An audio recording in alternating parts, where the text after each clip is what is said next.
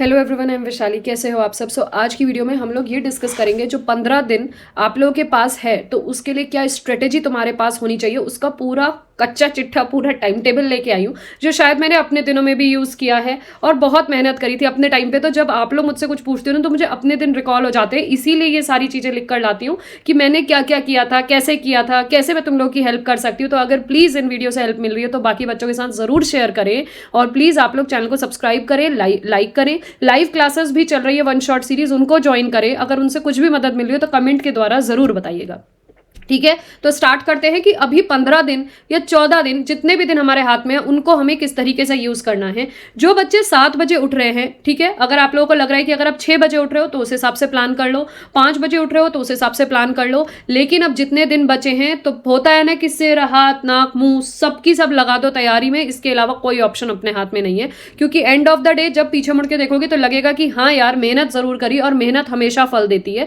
जो भी मिले, आपकी नॉलेज बहुत ज्यादा एनहेंस हो जाएगी, एक लेवल ऊपर ही रहोगे, नॉलेज में कमी नहीं आएगी, ठीक है? तो जितने दिन मिले हैं मन तन धन से प्लीज तैयारी कर लो। चलो अब आ जाते हैं।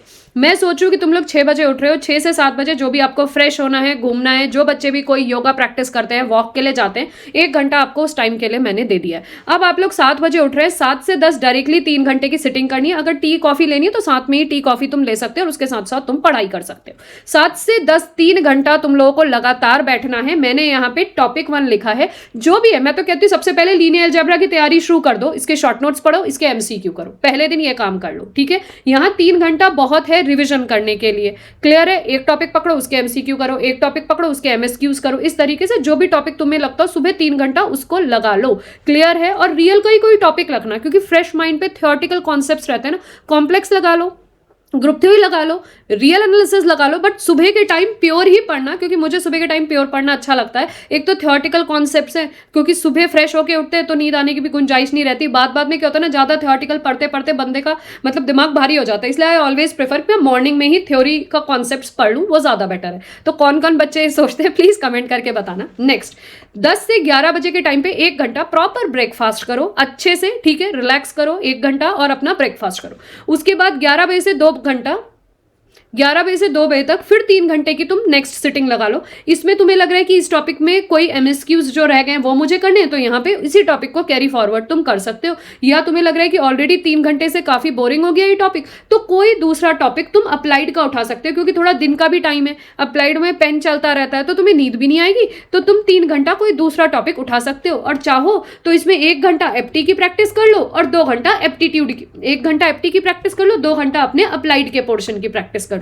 इस तरीके से भी कर सकते हो। फिर उसके बाद 3 से 4 1 घंटा तुम सो जाओ। अगर तुम्हें लग रहा है 3 से 4 दिक्कत है तो तुम 2 से 3 सो सकते हो। मैंने यहाँ पे 2 घंटा लिबर्टी दिया है कि 2 बजे से 4 बजे तक तुम्हारा टाइम फ्री रहेगा, क्योंकि तुम्हें देखो 2 से 4 के बीच में तुम लोग यहाँ पे अपना लंच टाइम भी करोगे। लंच टाइम करने के बाद थोड़ी देर जिसके साथ, फ्रेंड्स के साथ, पेरेंट्स के साथ, जिसके साथ रहते हो थोड़ा चिट चैट भी कर लोगे आधा घंटा। उसके बाद तुम अपना स्लीप टाइम भी निकाल सकते हो। तो इस 2 घंटे के टाइम पे तुम थोड़ी देर सो सकते हो, घूम सकते हो, वॉक कर सकते हो और साथ में सोना चाहो तो सो सकते हो। उसके बाद फ्रेश हो जाओगे। और एक बात हमेशा याद रखना, दिन में अगर 40 मिनट भी तुम सो जाओ ना, it will act like your power nap. इसके ऊपर बहुत सारी रिसर्च है कि इससे आपके ब्रेन सेल्स और ज्यादा एनहेंस होते हैं, नॉलेज में रिजुविनेट होते हैं। तो इसलिए थोड़ी देर सोना बहुत जरूरी है, क्योंकि सुबह से शाम तक, रोज नहीं सोते इज फाइन, बट इस समय सोना बहुत जरूरी है, क्योंकि आप लोग सोओगे तो आपकी ब्रेन सेल्स रिजुविनेट होंगे, आप लोग नई तैयारी करने के लिए, बाकी 6-7 घंटे पढ़ने के लिए फ्रेश दिमाग से बैठोगे, ठीक है?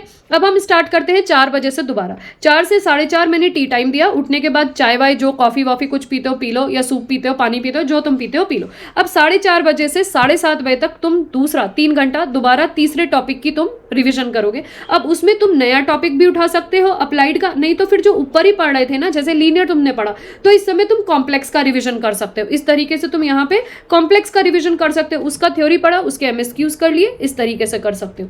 7:30 से 8 बजे आधा घंटा मैंने तुमको डिनर का टाइम दिया है, यहाँ पे तुम डिनर कर सकते हो। 8 से 8:30, क्योंकि तुम बहुत ज्यादा सिटिंग करोगे तो बहुत जरूरी है कि बॉडी को या तो तुम मेडिटेशन के थ्रू एनर्जाइज करो, या फिर वॉक के थ्रू एनर्जाइज करो, या फिर एक्सरसाइज के थ्रू करो। खाली बैठे मत रहो, क्योंकि हम लोग की भी एज इंक्रीज हो रही है ना, वी आर नाउ 20+, तो बॉडी में बहुत जरूरी है कि किसी ना किसी तरीके की एक्टिविटी चलती रहे, क्योंकि ये एग्जाम एक दिन का तो है नहीं, it demands you to do the sitting of करीबन 9 to 10 hours you will be sitting ना, तो बहुत ज़रूरी है कि आप वॉक ज़रूर करें छोटे छोटे इंटरवल में। वो हमारी बॉडी के लिए, ब्रेन के लिए, आइज़ के लिए, हैंड्स मूवमेंट के लिए, सबके लिए बहुत ज़रूरी होता है, क्योंकि ब्लड सर्कुलेशन होने लगेगा। तो 8 से 8:30 के बीच में आप वॉक कर सकते हैं, जिसके साथ आप रहते हैं, पेरेंट्स के साथ, फ्रेंड्स के साथ, तो उनके साथ वॉक करके अपनी डिस्कशन कर सकते हैं।